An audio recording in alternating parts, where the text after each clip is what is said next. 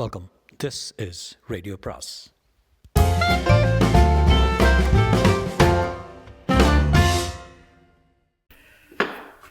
அனைவருக்கும் அன்பு வணக்கம். ராக்கி ரங்கராஜனின் முதல் மொட்டு அத்தியாயம் 16. அரை வினாடிதான். தாண்டவம் சமாளித்துக் கொண்டு விட்டான் எக்காலமான குரலில். அடடே, என்ன பாக்கியம் பண்ணியிருக்கேன், இந்த ஏழையின் குடிலில் தாங்கள் பாதம் பட என்றவாறே உள்ளே நுழைந்தான். பாக்கியம் பண்ணவில்லை, தாண்டவம் அக்கிரமம் பண்ணியிருக்க என்றான் மாலி சிறிதும் அயராமல். அக்கிரமமா? நானா? சே சே சே, அப்படி ஏதாவது பண்ணியிருந்தா கூட அவ்விடத்தில் கற்றுக்கொண்டாயிருக்க வேண்டுமே தவிர எனக்கேது அவ்வளோ சாமர்த்தியம்? தாண்டவம், உனக்கு சாமர்த்தியம் கிடையாது. நாற்காலி விட்டு எழுந்திராமல் வாசலை மறுத்து கொண்டு நிற்கும் தாண்டவத்தின் மீது வைத்த பார்வை விலக்காமல் மாலி பேசினான். எங்கே கன்னம் வைத்தால் எவ்வளவு சுருட்டலாம் என்று, எங்கே கன்னம் வைத்தால் எவ்வளவு சுருட்டலான்ற விஷயத்தில் உனக்குள்ள சாமர்த்தியத்தை உலகம் பூராவுக்கும் வழங்கினாலும் மிச்சம் இருக்குமே. தாண்டவம், விளையாடி கொண்டு இருக்க எனக்கு நேரம் இல்லை. சக்கரவர்த்தியின் வீட்டிலிருந்து திருடி கொண்டு வந்த குறிப்பு காகிதத்தை எங்கே வச்சிருக்கிற சொல்லு. ஓஹோ, அதை வாங்கி கொண்டு போக வந்திருக்கிறியா? கொஞ்சம் காட்டுறேன் என்று தாண்டவம் அரை கதவை சாத்திவிட்டு மாலிக்கு அருகில் இருந்த மேஜையின் டிராயரை இழுத்தான். மறுகணம் அவன் கையில் பளபளவென்று மின்னியது ஒரு குத்து கத்தி. விருட்டன மாலி எழுந்திருக்கும் முன்னே கத்தி அவன் நெஞ்சுக்கு நேரே வந்து நின்றது. நகராத, அங்குலம் நகர்ந்தாலும் சரி, பென்சில் சீவுற மாதிரி சீவி போட்டுருவேன் என்று உருவினான் தாண்டவம். பழுக்க காய்ச்சிய இரும்பு முனைகளாக அவன் விழிகள் தகதகத்தன. இப்போதான் 2 எதிரிகளில் ஒருவனுக்கு பாடம் கற்பிச்சுட்டு வர்றேன், 2ஆம் இவ்வளோ சீக்கிரத்தில் இவ்வளோ சுலபமாக பாடம் கேட்க என்னை தேடி வருவேன்னு நான் எதிர்பார்க்கவே இல்லை. நீ எதிர்பார்க்காதது இன்னும் எவ்வளவு நடக்க இருக்கு, கவலைப்படாத. இடத்தை விட்டு நகராமல், கத்தி முனையை நகர்த்தாமல், காலாலேயே மேஜையை அங்கே அருகே இழுத்து போட்டுக்கொண்டு மாலியின் முன்னே அமர்ந்து கொண்டான் தாண்டவம். அவன் உதடு குரூரமான புன்னகையை காட்டிட்டு, ஓ, எதிர்பார்க்காதது நிறைய நடக்க போகிறதா? உதாரணத்துக்கு ஒன்று சொல்ல. கண்ணா, தூக்கமே வரல, கொஞ்ச நேரம் கதையான கேட்குறேனே. என்னை கொலை செய்துட்டு சுலபமாக தப்பிடலான்னு எதிர்பார்த்துட்ருக்கேன் என்று மாலி சிரித்தான். ஒன்று கொலை செய்கிறதா? சி! சிரிப்பை சிந்திய உதடு திடீரென அருவறுப்பை உழுந்தது. சிங்கத்தை கொன்றா சூரத்தனா? தாயை அடிப்பதில் என்னடா வீரம்? நாயை அடிப்பதில் என்னடா வீரம்? வேட்டைக்கார சாதி வேற, நாய் அடிக்கிற வர்க்கம் வேற. தெரிஞ்சுக்கோ, ஒன்று எலும்பு வேறு தோல் வேற பிரித்து எடுக்க இன்னும் கொஞ்ச நேரத்தில் ஆள் வரும், பார்த்துட்டே இரு. கெட்டிக்காரன் தான் என்று மாலி இகழ்ச்சியாக பாராட்டினான் அவனை. எனக்காக முன்னேற்பாடு செய்திருக்கையா?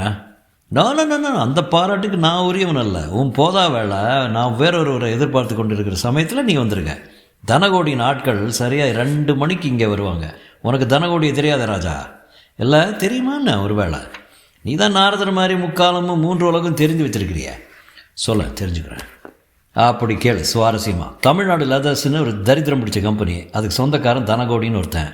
உன் சக்கரவர்த்தியை விட பெரிய அப்பன். ஏதோ காலில் விழுந்து கேட்டானேன்னு அவனுக்காக அந்த காகிதத்தை கிளப்பி கொண்டு வருவதாக சொல்லிட்டேன். பிச்சைக்காக 4000 5000 கொடுத்து விட்டானா முன்பணமா. உயிரை எடுத்துட்டான் பிசுனாரி பையன். இன்று ராத்திரி 2 மணிக்குள்ளே தராவிட்டால் ஆள் வைத்து என்னை உதப்பானான்.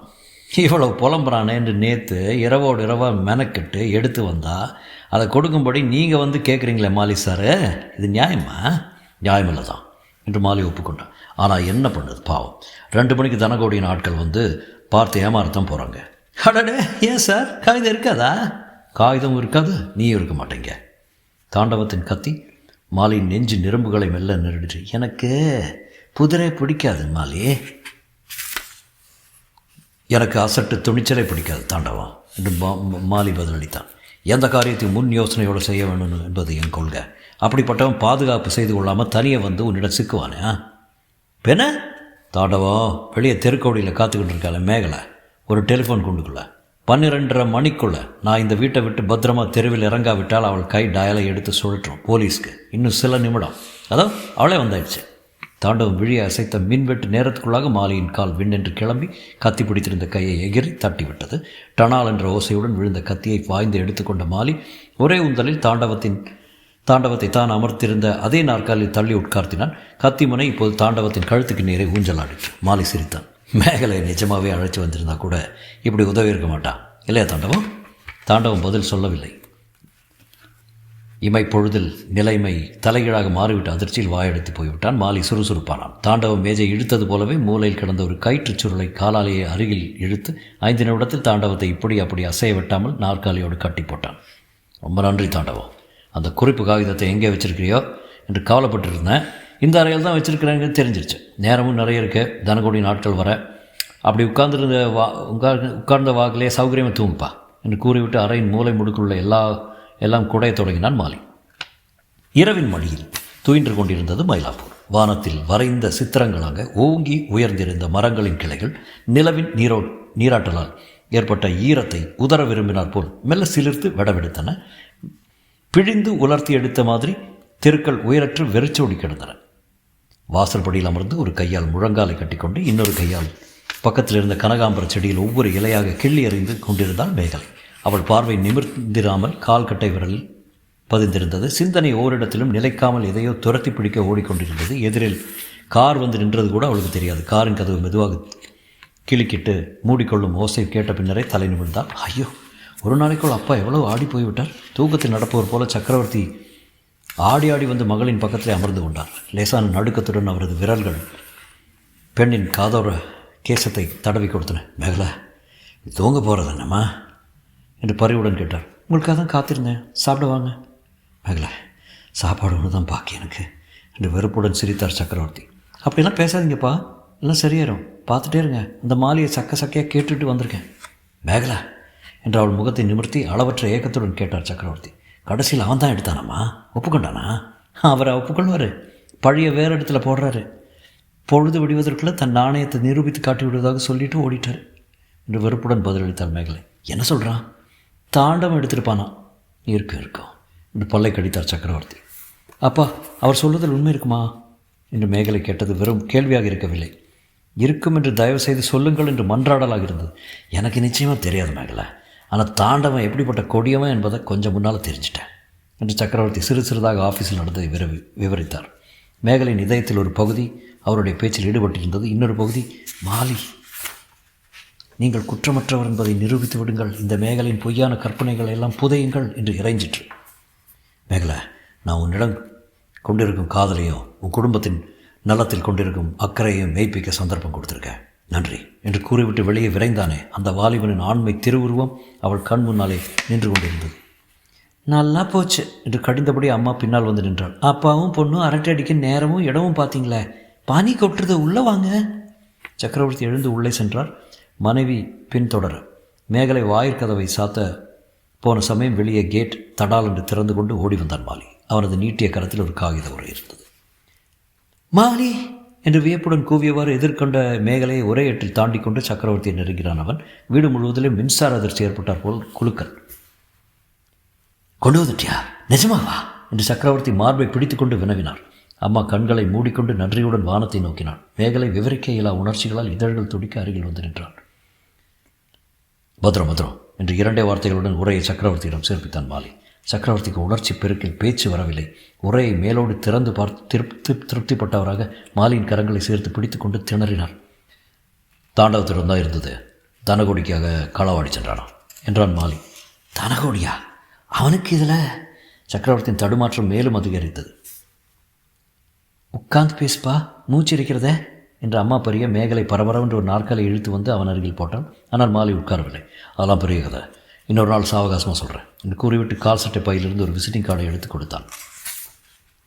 விளக்கொழியில் அதை வாசித்த சக்கரவர்த்தி, யார் இவரே, எனக்கு தெரிந்தவர் அல்லவே என்றான். தெரிந்திருக்காதான், என் பெரியம்மாவின் மைத்துனர், ஆக்ராவில் தோல் பொருள் தயாரிப்பில் ஈடுபட்டிருக்கிறாரு.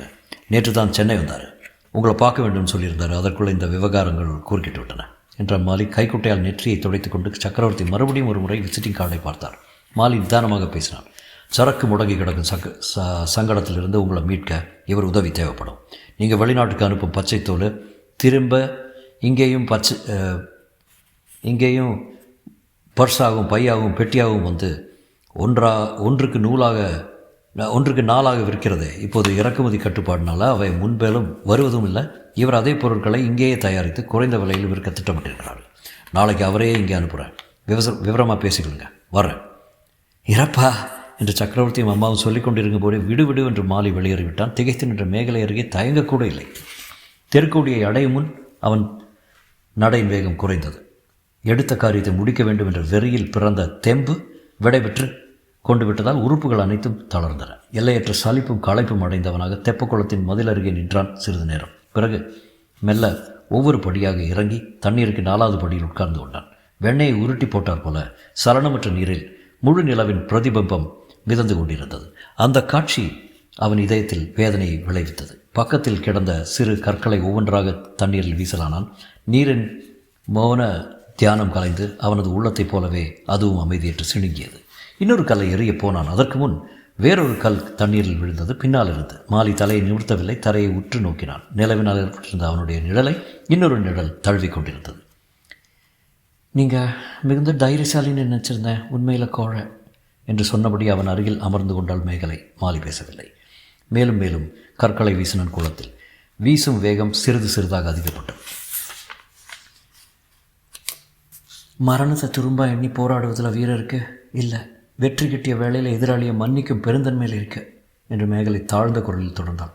பெண் புத்தியால் தவறிழைத்து விட்ட ஒரு பேதையிடம் கோபிப்பது சூரத்தனம் இல்லை, வடிகட்டிய கோழத்தனம்.